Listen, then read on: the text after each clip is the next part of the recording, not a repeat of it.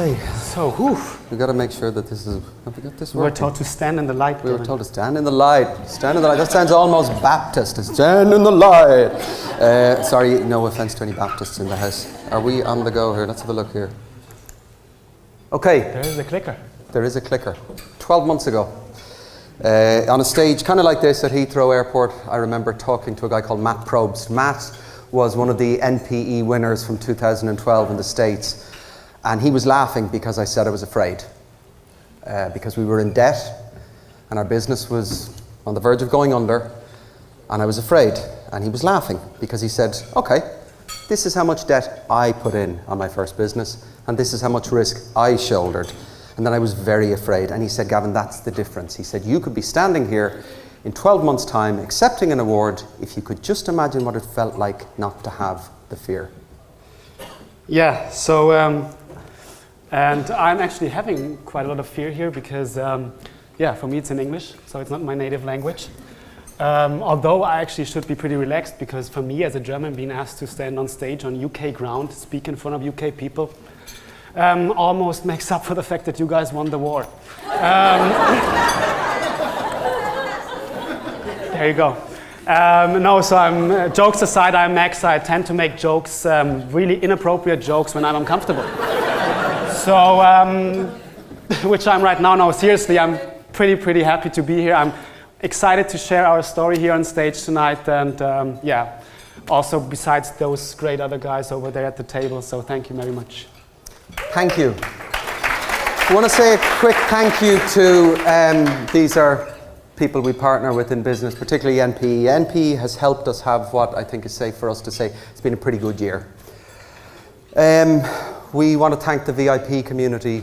We don't want to go through all the names, but we know the faces we have to say thank you to here. We'd like to say a big thank you to Marie and Liz and Sandra, because in spite of what Ben and Sean tell you, they run the business. Okay? We would like to say thank you to our coaches, Andrew, Clint and Tom. You have impacted and affected us as people and the way we do business, and we are thankful for that. We would like to say thank you to our team. Listen to this word. We have a team. We have a team. It's a team. Poor Marta, she's not on there. Oh, she's not there. She's not there. Okay, so we have a team. Do yourselves a favor. Do your brain dump. Get yourself an admin and start building a team. The reason we can be here tonight to share this with you is because we have a team. Thank you, team. Thank you, team. So let's hear a little bit about Max and Gavin. I'm going to start. So this handsome little fella on the upper left-hand side, this is me. And I like to go with what Richard said this morning. I like to focus on the positive things in my life, so I'm going to spare you the details of my painful childhood. I'm just going to share this one thing. I picked up playing tennis when I was 6. And I don't know about you guys, but when you find something where you're really good at as a child, you just continue doing it. This ended up for me being, you can see on the lower left side, playing tennis up until I was 15. I reached the ATP tour. So I played with 15 on the ATP tour already, so my career path was pretty predestined. But by the age of 16, I got injured pretty badly. I blew out both of my ACL ligaments, which caused me to focus on this career. So I had to change my career. I had to change to doing something completely different. And I promised to me like 2 things by the time of adapting. One thing, I wanted to help people because I didn't want anybody to feel what I felt back then. And second of all, I always wanted to be in the driver's seat of my own life. I always wanted to take responsibility of my own actions, so nobody or anything on this planet could stop me from what I was doing. And this is why I'm also here on stage. This is why I chose to be an entrepreneur, because I'm responsible for what I do. This little smiling fellow here, you see the off-road pram with the Winnie the Pooh bib? That would be me. 1971. This is my family. I'm the second youngest of 7 kids. And on that side, you will see my family today. This is my special family, my own family. That's my little monster. That's my little Josie. I live with my partner, Regina, and my little Josie is now 6 months old. And I'm not going to bore you with the stories of my happy childhood. And I hold my hands up and I say, unashamedly, I had a very happy childhood. I was not brought up on a council estate. I was not the victim of this X, Y, or Z. But I will tell you a story about my dad, which it stuck with me through to now, to how we do our business. Obviously 7 kids, very hungry, very expensive. Dad had 2 jobs and he was away and working a lot of the time, but no matter what, he was always there to help us. And I had the privilege of being able sometimes to go to work with him, and I saw how much he was loved by his customers and staff alike. And I remember asking him and saying, "Daddy, why do the people like you?" And he said, "Gavi, I learned a long time ago that everybody likes to be made feel special. Everybody likes to be helped, and everybody likes to be made feel good about themselves." And that has stuck with me till today. This is how we do business. We make people feel special. So, roll the clock forward 2 decades. How did Max and I meet? So we were both working as personal trainers. I was working in Berlin, he was working in London. Then we both moved to Hamburg. We met in a big box gym, had our first day together there actually, which was pretty funny. And we were pretty soon became the most successful trainers in the gym. Now we were the most successful trainers because we delivered great service. Truly great service, but nobody else seemed to figure this out except our clients. Yeah, and so if you worked or if you're still working for a big box gym, you know what it's about. It's just about sales, sales, sales. And there's a huge gap between delivering great service and selling, selling, selling. So I realized if I continue doing this now, somebody else will take over my life again, which I promised myself I would never happen again. So I wanted to go out there. I wanted to get out there, and because I like to have luck and I knew an Irish leprechaun, I thought, okay, I'm gonna call him up right away. And thanks to God, he answered the phone. And we arranged to go for coffee. Max and me had a bro date. And we realized we had come up with the same idea. The fitness business itself in our market was broken. And we figured we had a way to fix it. Now what was interesting was we looked to sectors outside of the fitness business for the inspiration for these solutions. Max, for example, loves flying. He loves airplanes. And he rewards businesses, airlines, who go the extra mile to make him feel special by bringing his return business, which is retention. I love great hotels. I love the idea of turning up and being made feel special. And I reward these businesses with my return business, retention. So this was our big idea. We would open a gym where the focus wasn't just training. We would deliver world-class customer service. We would make our members feel that little bit special. We would help them to improve their lives, make them feel good. This would guarantee they would turn up again and again and again, and it's all about retention. So, we had our why. Exactly, but the best why doesn't matter if nobody knows about it. So we need to get out there and tell people that we offer a great why. So I stumbled across this book by Simon Sinek. It's called Start With The Why. Maybe some of you read it. Oh, by the way, we're gonna give out a recommended reading list from us. It's 25 books later, so just get one of the copies. They're all great, great books to read. So no matter what, they are great. You don't have to, but yeah, I recommend that. So, and the book I will tell you, so the why in our sense is what Sean talked about earlier today. It's about our core values. So it's about your beliefs, your mission, your vision, and why you're doing something. So I'm gonna walk you through this pretty quickly. So it's actually a book about marketing and how to communicate to potential clients and customers to buy your services. So here's how 90% of the people communicate. It's from the outside to the inside. So in our case, what do we offer? We offer personal training. How do we offer it? Well, we have the best equipment in town and also great trainers. Why? Well, because you need to lose 5 stone by the time of Christmas. And this is now how we decided as Fit for the Game to communicate. We start from the inside to the outside. So why are we going to do this? Because we want to change people's life for the better. How are we going to do this? By delivering the best customer service and the best training programs available. Well, what? We just happen to be in the fitness business because that's what we know best. You want to train with us? Probably. So this is, once again, I really want you to imagine or focus on this. You need to have a strong why. If you don't know why you're doing something, there's no point in achieving that. There's no matter how you're going to achieve this or what you have to do to achieve this. You just know your why. So, we have our why, we just don't have our where. So we need to find a space and we start the hunt. And that takes about 6 months, and we go to every dive and to overturn every stone. And finally, we find our dream property. It's in a beautiful artisan courtyard. It's the perfect location. It's facing into the sun. It's fantastic. We want to sign, but we can't because we need to incorporate the company. And I don't mean a limited company off the shelf 25 quid. It's a €25,000 non-returnable bond. There goes the savings. So we have our bond, we have our limited company. We're going to sign. No, we're not. We need a change of usage, planning permission. That's going to take 6 weeks, spent hunting around the archives of the local planning office, cost more money. We do it because we have our why. We want to sign. No, we can't. In the meantime, we get notice that our lovely building has been infested with bugs.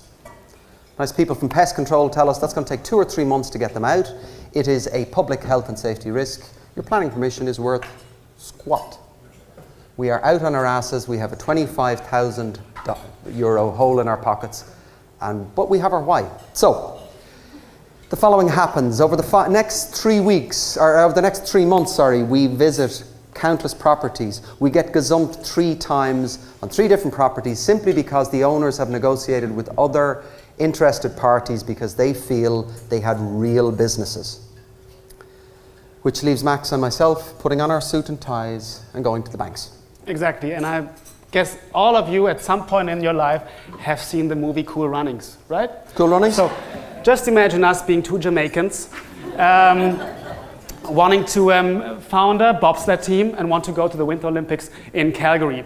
So what happened was exactly what happened in that movie. We went to office asking people for money to help us out, and what we got was pointing fingers and lots of smiley faces, and we were called crazy. And this is not figuratively speaking. Exactly. We got laughed out of bank managers' offices pretty much all over Hamburg, and this went on and on and on.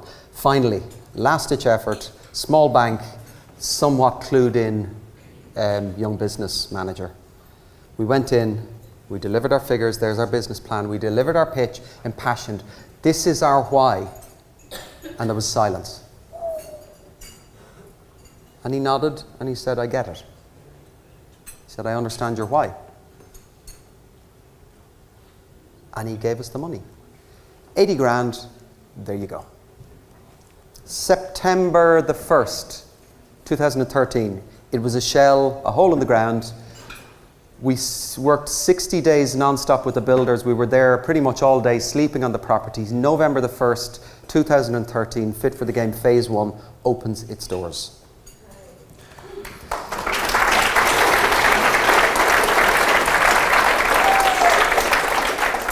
So we were lucky enough to have about 20 clients who moved with us from the box gym. And we promised them a Ferrari. Problem was, we didn't know how to run a business. So we were caught up in giving training sessions, again, only training sessions, but plus having to have 17,000 other jobs you have to face when you run a business. But we promised them a Ferrari. What happened was, we delivered them a Ferrari with a Toyota motor, no offense.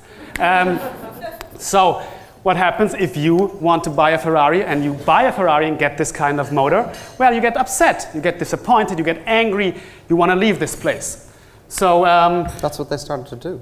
Exactly, and also we felt guilty about each other. I mean, I felt like shit, I blew this whole thing, Gavin doesn't like me anymore. I have an issue with not liking me, by the way. That's another story. So we found ourselves really, really in deep shit. And this is when Gavin, in August 2013, I think, got this email from a company called NPE. Uncle Sean sent us a mail. And it said, come to Mega Training, first UK Mega Training, help for business of fitness owners. And it was like, hallelujah. Problem is, we are now approximately 100,000 in the hole. We scraped together enough for one flight. I have family here. I bunk down with them. It's a 40-minute walk to Heathrow from my brother's house. I walk into a room just like this, and I'm afraid again, because I'm surrounded by all these alpha overachievers who have had all this success, and I'm scared. And then the penny drops, because I start talking to them, and I realize that they're just like us. They've got the fear. The only difference is they have learned to accept the fear for what it is, and then they've learned to react and act and imagine if they didn't have the fear. So I call Max. Yes, I remember calling because I was queuing up for boarding a plane. Tom, it was not yours, unfortunately. Yes, I couldn't talk loud, so I couldn't make a scene, but he was like, more or less, listen, I need some money because I want to have this email marketing system. It's called Infusionsoft. Please give me a written down approval. It's a legal thing, I have to do this. So give me your money. I was like, knowing Gavin's risk management, I was like, yeah, okay, $1,000, yeah, here's my written down approval. I send it to you right away. Yeah, but that's not everything. I also want to have another 15,000 because this thing they're offering is pretty smart. And please write that as well. I was like, again, knowing his risk management, I was like, yeah, it can't be that bad. You know, if I go bust, I go bust with waving flags. That's it. Go down in flames. I also agreed on that one. Yeah, there's one other thing. So there's this guy, Tom Jacobs. He's a success coach. And he's from America. And he's going to call you tomorrow at 2 p.m. Stay tuned. And yeah, so I was like, fair enough. I will be at the desk and getting this call. So, might as well be hung for a sheep as a lamb. We are now heading towards 130,000 euros worth of debt, and Tom's our first success coach. So we rock up to VIP Uni in December of 2013, and Tom deconstructs our business, stone by stone. And he gives us a list of musts. You must raise your rates. You must reassign your time off the turf so you can work on your business, not in your business. You must expend further resources and time in order to have a team and have some staff so you guys can market your business. And what did we do? We decided, hey, we can do this. We can follow the damn instructions when we have an even bigger why. And what did we do? We built a bigger gym. We took another 20 grand from the bank. The men with the jackhammers came in. While these people were doing planks, they knocked down the wall, la la la la la la la la la. 6 weeks later, we've doubled our space. We're even more in the hole, but that's fit for the game phase 2. Look how busy I look. So, let's have a look at the numbers. So, October 13, shortly after mega training. Red line, membership. Blue bars, monthly revenue. Chart.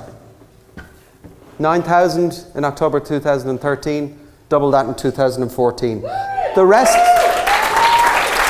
rest of the numbers are pretty basic. 50% more members, far more profitable on every ticket. Bottom line is 109,000 gross revenue in 2013. We're looking at doing probably actually closer to 200,000 exactly, that's an old number. This is where we're at. May I add this one thing? My mom called me yesterday. She saw those numbers and she told me, and this is a real story, I'm not kidding. She said, boy, in German of course, Junge.